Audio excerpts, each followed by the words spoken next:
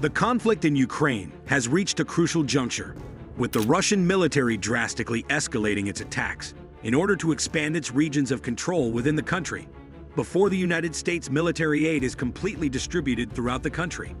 The increasingly desperate fight that Ukraine is waging against the troops that are invading the country is not the only piece of terrible news for the world.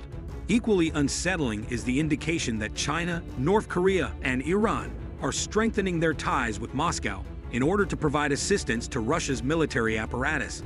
Iran has promised a massive arsenal of drones, while North Korea is providing Russia with short-range missiles and more than 1 million rounds of ammo.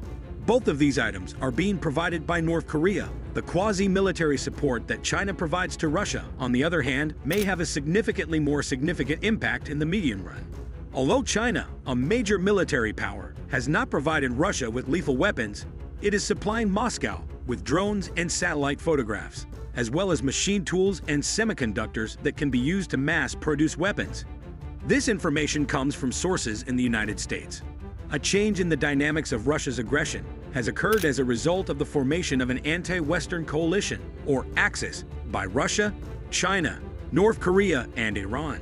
This change has effectively transformed the conflict from one between Russia and Ukraine into a more comprehensive confrontation that pits China, Russia, North Korea, and Iran against the Western Bloc.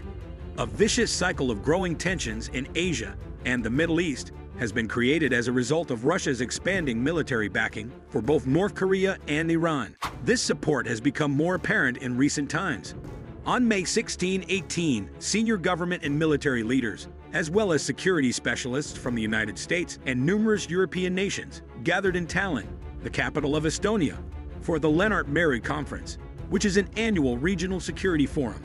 The conference was held in response to the increasing tensions that were occurring. There was a genuine sense of mood. There was a sense of urgency among the participants on the necessity of providing assistance to Ukraine, while simultaneously preventing China, North Korea, and Iran from providing assistance to Russia. Participant attention was directed toward Russia's 3 Axis partners and the military support they provide during a session that took place on May 18 and was headed, "Who provides Russia weapons and technology?" The United States ought to impose extra sanctions on Chinese manufacturers and banks that are involved in exporting dual-use products to Russia, according to the argument of certain individuals, because such shipments violate the restrictions that are now in place against Russia. As the conflict between the Western Bloc and the 4-party Axis continues to escalate at a rapid rate, it poses a risk of igniting other regions of Europe and further exacerbating tensions in Asia and the Middle East. Even while it is possible that history may not repeat itself, it is important to remember the lessons that can be learned from both of the Great Wars, which started in Europe and quickly relocated to Asia. During the year 1938, Nazi Germany made a demand for the cession of the Sudetenland, which was located in Czechoslovakia. The reason for this demand was to protect Germans. The Nazis invaded Poland the following year, which marked the beginning of World War II. This occurred after Britain and France gave their consent. It was almost 2 years later when Japan carried out an unexpected attack on Pearl Harbor. This event brought the United States of America into full-scale conflict with the Axis powers and broadened the scope of the war, transforming it into a worldwide battle with the Pacific region serving as a key theater. Vladimir Putin, the president of Russia, stated that the protection of Russian residents was the basis for the invasion of Ukraine, which occurred more than 80 years after Hitler's demand related to the Sudetenland. In the course of the Lennart Meri Conference, Estonian Prime Minister Kaja Kallas, together with a large number of other attendees, highlighted the significance of avoiding a repetition of the passivity shown by Britain and France. When seen in this light, it is of the utmost importance to keep a close eye on whether or not the ongoing conflict in Ukraine could develop into a war that involves NATO. Boris Pistorius, the German Minister of Defense, issued a warning earlier this year that Putin may launch an attack against NATO within the next 5 to 8 years.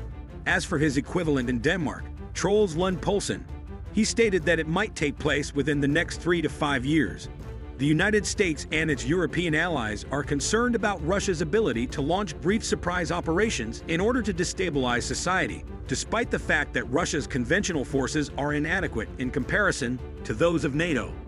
Once Moscow has secured a favorable ceasefire in Ukraine, Russia may undertake limited incursions into the Baltic region or abroad, according to defense officials in Poland and Estonia. These incursions might be restricted in scope. Instead of going deeper interior, Russia would rapidly retreat after causing a specific amount of damage under this plan. This would be done rather than moving deeper inland.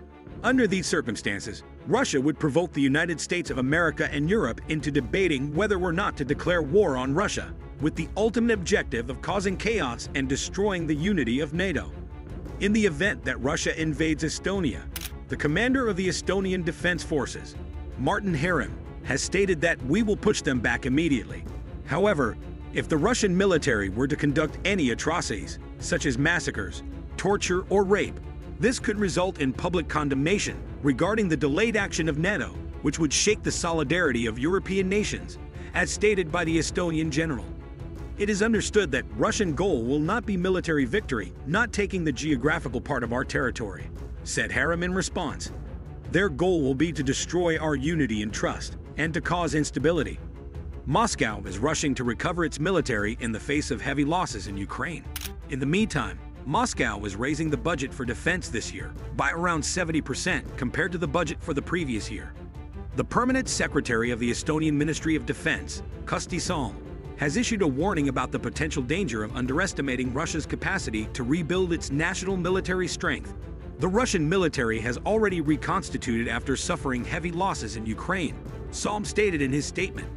The results of our military analysis indicate that its capabilities have increased by 15% compared to what they were before the invasion. The rate at which Russia is boosting its manufacture of weapons is significantly faster than what we had anticipated at first. In addition to this, they are also ensuring the safety of their soldiers by mobilizing them. The military assistance provided by North Korea and other countries from outside the country is also quite important. The capabilities of the Russian military have reached a level that is either at or near the point where it is able to launch stealth strikes and expand aggressive measures against European countries. An additional cause for concern is the prospect of Russia escalating its nuclear threats in an effort to undermine the stability of the Western Bloc.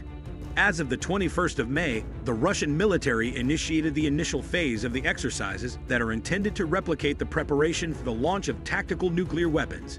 For the purpose of determining how effective nuclear threats are, China and North Korea need to keep a close eye on the reactions exhibited by NATO.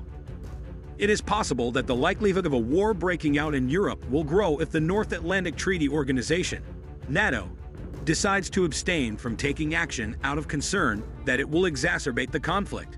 As the condition in Ukraine continues to deteriorate, there is a rising sentiment in certain regions of Europe to dispatch military personnel to the country. The consideration of such a choice may be essential in the event that the situation worsens, according to a former official from the United States who is close to NATO.